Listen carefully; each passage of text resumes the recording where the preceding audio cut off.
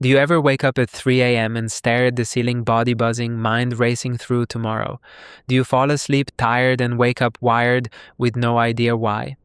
Do you keep wondering why your sleep gets worse the more important tomorrow is? If any of that is familiar, this video is for you. Because what's happening at 3 a.m. isn't a willpower problem, and it isn't a sleep hygiene problem in the way most articles describe it. It's a chemistry problem. And once you know the chemistry, you have something specific to do about it. Your body runs on rhythms. Sleep, hunger, mood, alertness. They're all governed by patterns that cycle through the day. The most important one for understanding the 3 a.m. wake up is the rhythm of a hormone called cortisol. Cortisol gets a bad reputation. People talk about it like it's the enemy. It isn't. Cortisol is what gets you out of bed in the morning. It's what keeps you alert during the day. It's what helps your body mobilize energy when you need to focus. The problem isn't cortisol. It's cortisol at the wrong time. In a healthy daily rhythm, cortisol follows a pattern. It peaks about 30 minutes after you wake up. That's called the cortisol awakening response. It stays moderately high through the morning, drifts down through the afternoon, and reaches its lowest point in the early hours of the night. By 3 a.m., it should be near its bottom, the trough where your body is doing its deepest restorative work. But here's where it goes wrong for a lot of people. If your day is full of low-grade stress, the deadlines, the relationship strain, the open browser tabs, the difficult conversations, your sympathetic nervous system spends much of the day partially activated. That keeps cortisol elevated. By the time you go to bed, the level is higher than it should be. You may still fall asleep. Exhaustion can override almost anything, but the underlying chemistry is off. Around 2 to 3 a.m., your body cycles through a lighter sleep stage. In a person whose cortisol has settled to its proper trough, this lighter stage passes without incident. You roll over, stay asleep, never know it happened. But if cortisol is still riding high, that lighter stage is enough to wake you up. Suddenly you're alert, heart slightly fast, mind already running through tomorrow. What you experience as "I randomly woke up and now I can't sleep" is actually your nervous system saying the day's not over yet. There's still a problem to solve. This is why thinking your way back to sleep almost never works. The mind races because the body is mobilizing. The body is mobilizing because cortisol said, it's time to be alert. Trying to argue with that with logic is like trying to argue with hunger by reading a book about food. It's the wrong layer. The intervention has to happen earlier in the day, and again right before bed. 2 windows.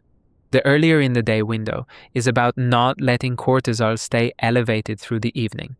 That means not getting hit with intense activation in the last 2 to 3 hours before sleep. Doom scrolling counts. Tense conversations count. Late night email counts.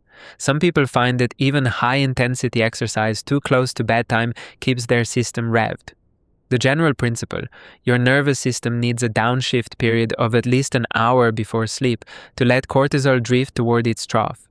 The right before bed window is about a deliberate downshift practice. This is what you can do tonight, and it's what I want to give you.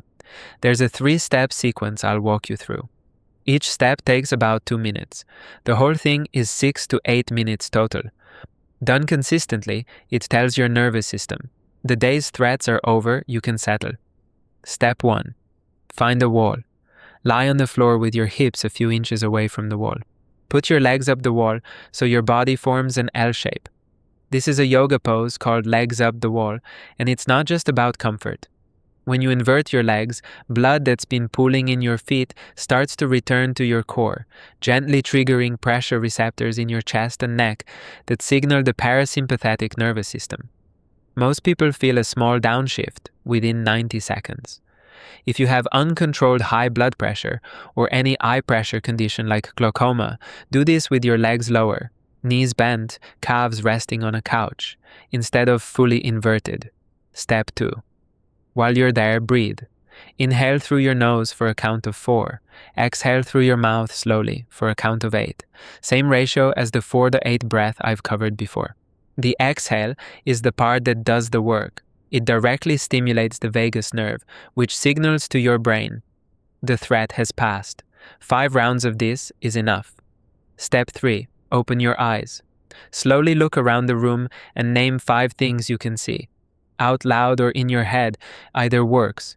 The rug, the corner of a picture frame, the ceiling fan, a book on the shelf, the shadow on the wall.